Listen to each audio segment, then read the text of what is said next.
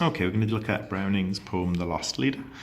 And again, like a lot of these poems, there's such an important context for you to understand in terms of what Browning is really trying to write about, because you can read this as a more universal criticism of leaders or enemies, but it really is based on William Wordsworth in particular. So you've probably heard of Wordsworth as a poet, but he was a romantic poet and a real hero of Browning's and others at the time.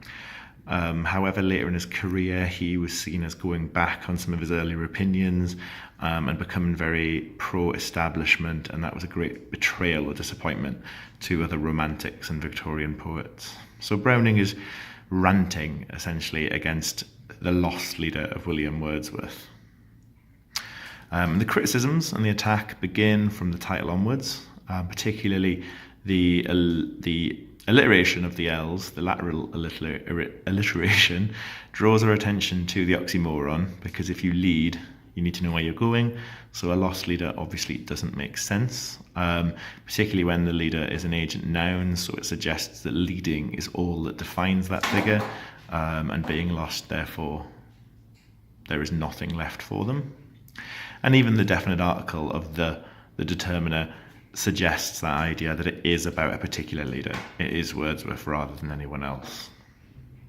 And the first stanza, it really is a rant. It's very angry, very negative, very critical. So Browning's use of these two stanzas allows a kind of progression from the bitterness and anger of stanza 1 to the sort of forgiveness and calm of the second stanza. And the syntactic repetition of just for at the beginning really stresses the criticism and the pettiness that's sort of ascribed to Wordsworth, just for a handful of silver. It also becomes a biblical allusion, so he's very much portraying Wordsworth as Judas, as the ultimate traitor. I don't think he's necessarily presenting himself as Jesus, but it definitely creates a very striking image of betrayal.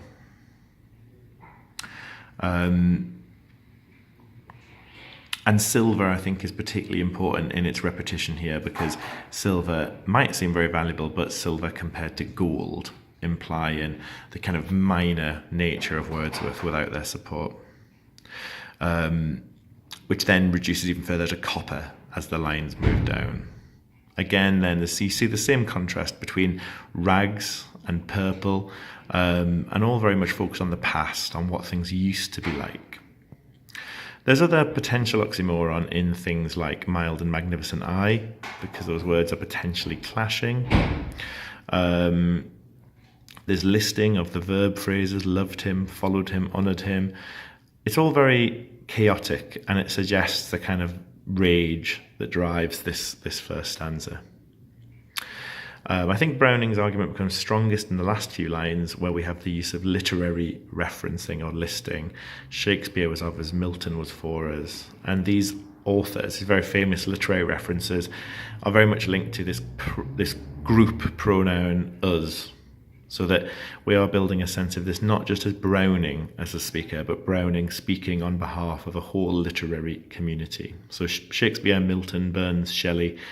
There is a sort of progression there as well in terms of time, Shakespeare being hundreds of years ago, Shelley being much more contemporary.